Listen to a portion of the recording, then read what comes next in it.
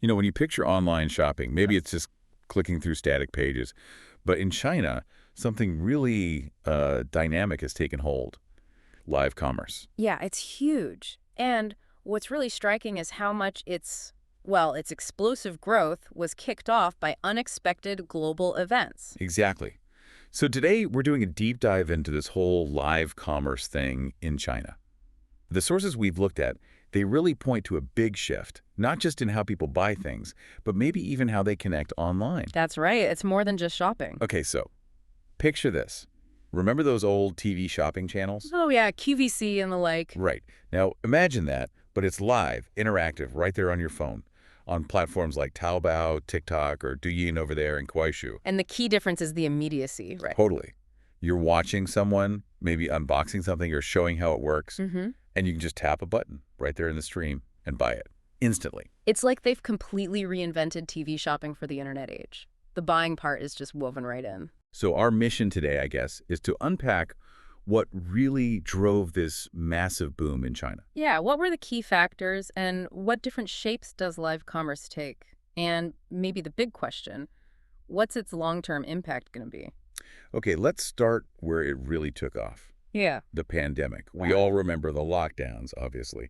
But what was it about the situation in China specifically that made it such fertile ground for live commerce? Well, the pandemic and especially those really strict lockdowns, they forced a huge number of shops across China to just shut their doors. Right. But the critical thing to grasp is that, unlike maybe in some other places, these businesses often didn't get a lot of public financial help. There wasn't a big safety net. So for many shop owners, closing wasn't just, a temporary hassle. It was a real immediate threat, bankruptcy looming. Wow, that's intense pressure. So faced with that, what did they do? Like, what was the first reaction? It was really a move born out of desperation, honestly. Many shop owners just started live streaming from inside their closed shops. Really? Just set up a phone? Yeah, basically. Setting up their smartphones, doing their best to show off whatever stock they had on hand, trying to sell it online. These first attempts were, well, pretty basic. Not slick productions then? Not at all. Almost like amateur TV shopping, you could say. Really rough around the edges. Okay. But here's the interesting twist. Even though the quality wasn't great at first, this period accidentally got a whole lot of people into the habit of watching these streams. Because they were stuck at home. Exactly. People were confined, looking for something to do, maybe some connection, maybe just a bit of retail therapy, to break the boredom. That makes total sense. Yeah. A captive audience needing things. Yeah. So where did the government fit into this picture as it started evolving? Well, they noticed this trend emerging, and they were, of course, very aware of the huge economic problems the lockdowns were causing. Right. So both central and local governments started to actively promote live commerce. They began supporting it as a real strategy for economic recovery. So they saw its potential early on. They did. They saw it as a way for businesses to actually reach customers and make sales, even with all the physical restrictions. And this government support, it wasn't just about a quick fix. It really signals a strategic bet on live commerce as like part of the core infrastructure for the digital economy. Something other countries might want to watch, actually. So it started out as this almost desperate thing by individual shop owners. Yeah. And it ended up becoming this government-backed engine for economic revival. That's quite a journey. It really is. And to really get a sense of the scale and the impact, we should look at the Yiwu market. Have you heard much about Yiwu? I think so, yeah. Isn't it that absolutely gigantic wholesale place? Sells everything. Gigantic is putting it mildly. Yiwu is this sprawling, and they export to basically the whole world, 219 countries. It's got history, too. Japanese 100-yen shops used to source heavily there. Now you see a lot of buyers from the Middle East, partly because of conflicts affecting their own production. 1.8 million types of goods. It's hard to even picture that kind of variety. The scale is just mind-boggling. The official market complex, the Yiwu International Trade City, has a total floor area of nearly 6 million square meters. 6 million. How big is that? Okay, try this. It's about 130 Tokyo domes, or 3 Tokyo Disney resorts. Whoa, okay, that's huge. And inside, around 74,400 shops, employing something like 230,000 people, annual sales. Somewhere around 6.9 trillion yen. That's roughly 4 times Amazon Japan's sales. That's just Staggering. Numbers that big are hard to process. And think about it, you traditionally relied entirely on people physically being there. Live commerce blows that model open, right? It allows these huge marketplaces to exist without the physical limits. It could really democratize access for sellers and buyers globally. So in a place that massive and complex, how did people actually do business before all this? Traditionally, it was very much an in-person thing. Buyers would come, often hiring local guides who knew the place inside out. Guides? Yeah, because it's a labyrinth. These guides would often zip buyers around on electric bikes, taking them through miles of aisles to find the specific suppliers they needed among those tens of thousands of shops. Well, electric bikes through the market. So very face-to-face, very relationship-based. How did the pandemic hit that model? It hit hard. The pandemic, the travel bans, suddenly international buyers just couldn't get there. Right. And that just pulled the rug out from under the shop owners who depended on those in-person visits for their orders. It was devastating for many. Yeah, that's a massive vulnerability if your whole business relies on people showing up. Yeah. So how did live commerce step in as a fix there? The shop owners in Yiwu adopted it incredibly fast. They just started using their phones to show samples. Samples, not big inventory. Right, remember, they're wholesalers. They usually work with samples anyway. They don't keep huge stocks right there in the stall. So showing samples on a live stream, it was actually a pretty natural pivot for their existing model. That's interesting. So they were already kind of set up for showing products, just not online. Exactly, they just changed the audience. And then you also saw the rise of these Wanghong Chinese internet influencers. Ah, the influencers. Yeah, they started acting like online guides, doing live streams, showcasing cool products from different Yiwu shops. And these aren't just people holding up a product. They build communities, people trust their recommendations. Right. But what's really striking is how many shop owners themselves jumped in. We're talking over 2,500 Wanghong doing Yiwu live commerce, but also more than 15,000 shop owners started streaming themselves. 15,000. That's incredible uptake. Did the local government help with this switch? Oh, absolutely. The Yiwu government was really proactive. They invested in the infrastructure needed for live streaming, set up training sessions to teach shop owners how to do it well, even organized promotions to get the word out about Yiwu's online presence. So Yiwu, already this global wholesale giant, might now become like the holy land for live commerce and everyday goods. That seems like a very real possibility, yeah. And the big takeaway from Yiwu, I think, is that while maybe a few shops were playing with live commerce before the pandemic, the crisis basically forced everyone else to adopt it out of necessity. It became a survival tool, and now it's a path to adapting long term. So the pandemic was this huge accelerant, just compressed years of gradual change into months. And it wasn't only live commerce that blew up like this, was it? No, you're absolutely right. The pandemic was a catalyst for tons of other technologies and services, too. Like what else? Well, fresh food e-commerce, what they often call new retail, blending online and offline, that grew massively as people avoided crowded markets. Makes sense. Takeout, instant delivery services, they boomed. Traditional stores beefed up their own e-commerce. We even saw things like unmanned delivery carts popping up in some places to reduce contact. Wow, robot deliveries. Yeah. And other things gained traction, too. Facial recognition linked with temperature checks for health screening became common. Online education took off massively with schools closed. Online healthcare saw big growth as people skipped non-urgent hospital visits.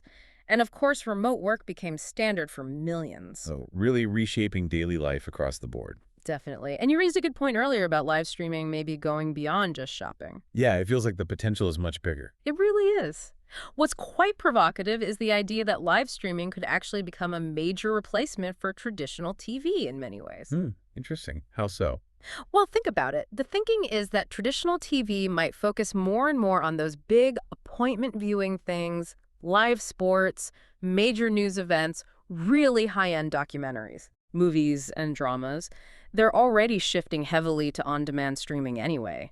But things like variety shows, talk shows, maybe even some types of entertainment, they could easily move to live stream formats, more interactive, more immediate. So more real-time stuff, more engagement, less just passively watching a schedule. That seems to be the direction things are pointing. Now, let's be clear. Traditional TV is still very powerful in China. Lots of people watch it. Right, it's not disappearing overnight. No, not at all. A complete flip from TV to mobile live streaming isn't happening tomorrow. But the pandemic definitely sped up the start of that shift in how people watch things and what they expect. It does feel like a fundamental change in media consumption. Speaking of consumers, who are all these people watching the live streams, how big is this audience? The numbers are really impressive. Even before the pandemic, live streaming users were growing steadily. Okay. But the pandemic just poured fuel on the fire. Between June 2019 and March 2020, that's less than a year, the number of users jumped by over 100 million. 100 million new users. Yep. Bringing the total to over 560 million users by early 2020. That's more than 60% of all internet users in China. 60%. So it's definitely not niche anymore. It's mainstream. Absolutely. It's become a core way people consume media online in China. If you compare it to other online activities, it's actually surpassed mobile gaming in user numbers. Wow, bigger than gaming. In terms of user penetration, yeah. Short videos, like TikTok doing, are still number one, about 86% penetration, but live streaming is right up there at 62%, with mobile gaming just behind at 59%. That really puts in perspective. It's a huge part of people's digital lives. Mm-hmm. And it's not all just shopping, right? Yeah. You mentioned different types. That's right. It's a whole spectrum. You've got live commerce, obviously influencers or shop owners selling stuff. Mm-hmm. Then there's game live streaming, watching expert players play and commentate. Big industry. Yeah. Event live streaming, bringing concerts, plays, things like that online. Online education uses it for classes and tutorials. Traditional news outlets use it for live video reports. And then there's personal live streaming, people just sharing their lives, cooking, eating. That's Would say. popular too. A real mix of content. Yeah. But live commerce was the one that really exploded during the pandemic. Absolutely. That saw the fastest, most dramatic growth during the lockdowns. And it mainly happens on a few big platforms. Taobao Live, Douyin, TikTok, and Kuaishou are the main ones. And the key is how they link up with the shopping sites. Exactly. The integration with e-commerce platforms like Taobao, JD.com, Pinduoduo is seamless. You watch, you tap, you buy, all within the same environment. That connection is the game changer. Yeah. What about the money side? How do the platforms and the streamers actually make money from live commerce? The commissions vary a bit. On Taobao Live, for example, if a shop owner streams themselves, they might pay around a 6% commission on sales. Sure. But if they team up with a big Wang Hong influencer, someone with a huge following and a lot of trust, that influencer might take up to 14% commission. So combined, it could potentially be up to 20% of the sale price going to the platform and the influencer. 20%. That sounds like a big chunk. Who can afford that? Does that work for everyone? That's a really sharp question. For smaller shops with thin margins, yeah, that 20% can be tough. Right. It often makes more sense for bigger manufacturers or established brands.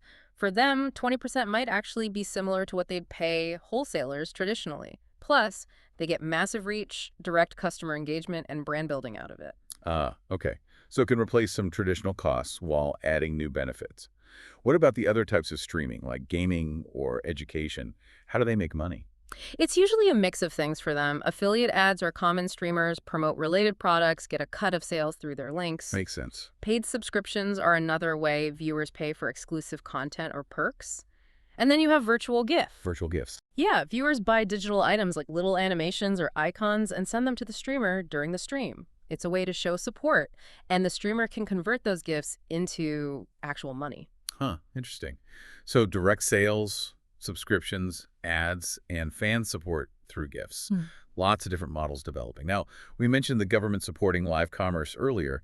Were there specific big programs they launched to really push this for economic recovery? Oh, yes, definitely. A really major one was the Aid Hubei Revival Plan. Hubei was the province hit first and hardest by COVID, remember? Right, Wuhan. Exactly. So Hubei province teamed up with ByteDance, the company behind TikTok, Toutiao, Xigua Video. The plan was laser-focused on using live commerce to rebuild Hubei's economy. They set huge goals, 10 billion views for Hubei streams, promoting at least 100 types of Hubei products. 10 billion views. That's incredibly ambitious. Did it actually work? The early results were pretty impressive. In the first week, they reported selling like 670,000 items, mostly farm products from Hubei, bringing in over 35 million yuan, which is, over 5 million US dollars? Wow, in just 1 week.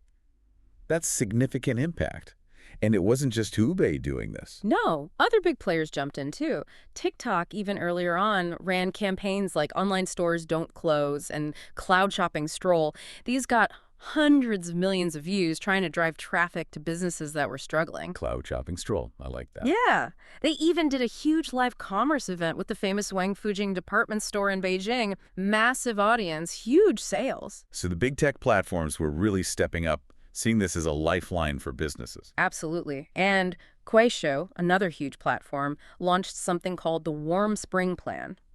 A really key part of that was they temporarily waived all live commerce commissions for small and medium businesses during the worst of the pandemic. Zero commission. That must have got a lot of businesses interested. It absolutely did. It just removed that financial barrier for smaller businesses to even try it out.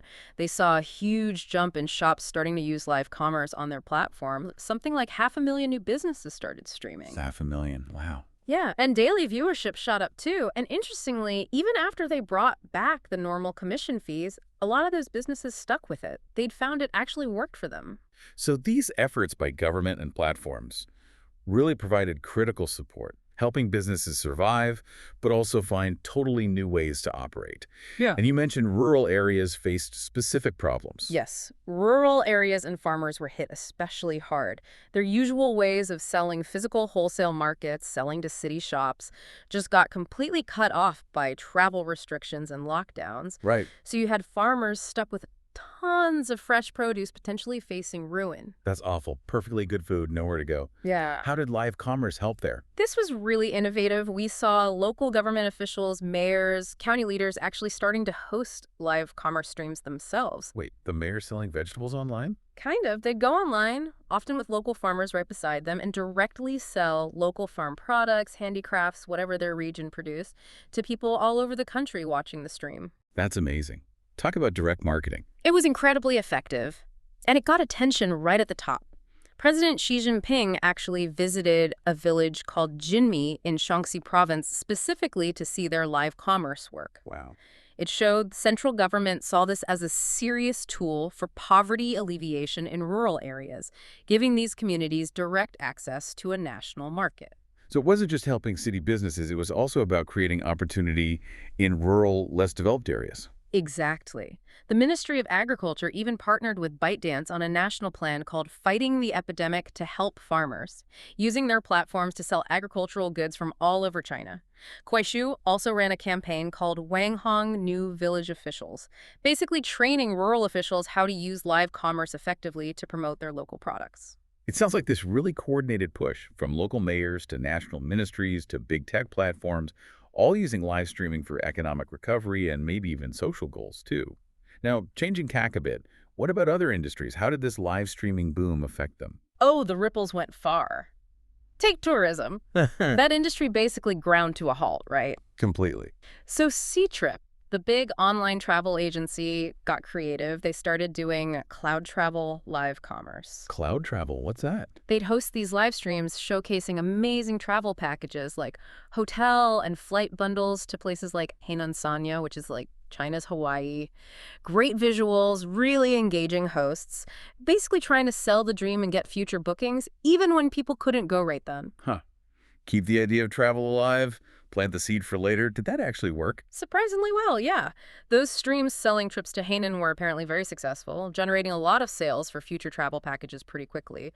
Hotels that were empty started seeing bookings pick up, directly linked to these streams. That's fascinating. It shows how live streaming can tap into aspiration, not just immediate need. What about other services that usually need face-to-face contact? Even things like matchmaking had to adapt. There's a popular service called Udui. They started offering online video call matchmaking. Instead of meeting in a cafe. Exactly. They'd set up virtual introductions via live video, often with a matchmaker there too, helping guide the conversation between the two people. That actually sounds potentially less awkward than a first date sometimes. Yeah. And it removes geography as a barrier? Right. They found it had unexpected upsides. People from different cities, even countries, could connect easily. No travel needed for that first meeting. Maybe a more relaxed way to see if there's chemistry. They reported a big jump in online sessions and successful matches during that time. Necessity really is the mother of invention. What about live events? Concerts, theater, they were totally shut down. Yeah, that industry was hit incredibly hard by bans on gatherings. But again, live streaming provided an outlet. The National Center for the Performing Arts in Beijing, for example, launched Spring Online. Okay. It was a series of classical concerts streamed live in high definition across lots of different platforms. The reach was enormous, over 100 million viewers combined for the series. 100 million. A concert hall could never hold that many. Exactly. It massively expanded their audience. And the Xi'an Symphony Orchestra did something really interesting, too. They streamed chamber music concerts on Bilibili. Bilibili, isn't that popular with younger people? Very much so. And the cool thing was the real-time comments, the Danmu or billet comments flying across the screen while the music played. So people were chatting live during a classical concert. Yeah. It created this really interactive, almost communal feeling. Totally different from the usual silence of a concert hall, a new way to experience it. That sounds fascinating, blurring the lines between performance and social media. It really was. Pop musicians also use streaming a lot to connect with fans, but, initially for many of these events, the focus was more on just staying connected, engaging the audience, rather than making money directly. Right. The challenge now, post-pandemic, is figuring out how to actually monetize these online live events effectively, though for publicly funded arts groups, it's still seen as a great way to reach way more people. It just shows how versatile live streaming is. It can adapt to so many different contexts beyond just selling T-shirts. Now, you mentioned traditional TV earlier. How did TV cope while all this digital stuff was exploding? Yeah, traditional TV really struggled in some ways during the pandemic. Just the logistics of making shows, getting crews and cast together safely in studios was tough. Sure. And fundamentally, it's an offline passive medium, right? That became a huge disadvantage compared to the interactive, instant nature of live streaming. The lack of real-time interaction must have felt really stark in comparison. Totally. Think about TV shopping channels again. Live commerce online might borrow the look sometimes, but that seamless click-to-buy integration, TV just can't easily do that. Yeah, it's usually scan a QR code, call a number. It's clunky. Exactly. Yeah. Much less smooth than just tapping a button right there in the stream. Plus, there's the scale issue. How so? Live commerce lets individuals or small shops reach really specific niche audiences effectively. That's just not efficient for traditional TV's broadcast model, which needs huge audiences to work. Right. TV needs mass appeal. So while TV will probably keep its hold on massive live events like sports, big breaking news, maybe expensive dramas, other things seem likely to shift. Shopping channels, talk shows, niche programming. They might increasingly move to online live platforms where it's more flexible, more interactive, and easier to monetize in different ways. So we're really seeing a potential rebalancing of the whole media landscape pushed by tech and changing habits. Yeah.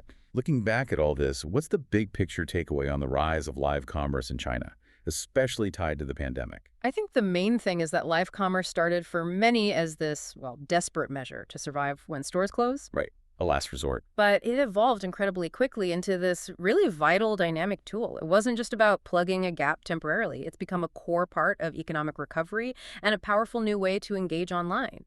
It's shown amazing resilience and adaptability both for selling things and just for connecting with people. It's a pretty incredible story, really. Rapid adaptation, massive innovation, all sparked by a global crisis. It really is. And given how fast things change, it seems very likely we'll keep seeing more innovation. New business models, new services, using live commerce and live streaming in ways we haven't even thought of yet. Okay, so to wrap up our deep dive, the pandemic basically hit the fast-forward button on live commerce adoption and evolution in China. It proved how resilient and adaptable it is, both as a sales channel and as a way to connect and engage online. That sums it up perfectly. And it leaves us with a really interesting final thought for you, the listener, to chew on. Okay. Considering China's experience here, what could the implications be for live commerce and live streaming in other parts of the world? In your own market, how might businesses, maybe even individuals, need to adapt to this changing digital world? Definitely something worth thinking about.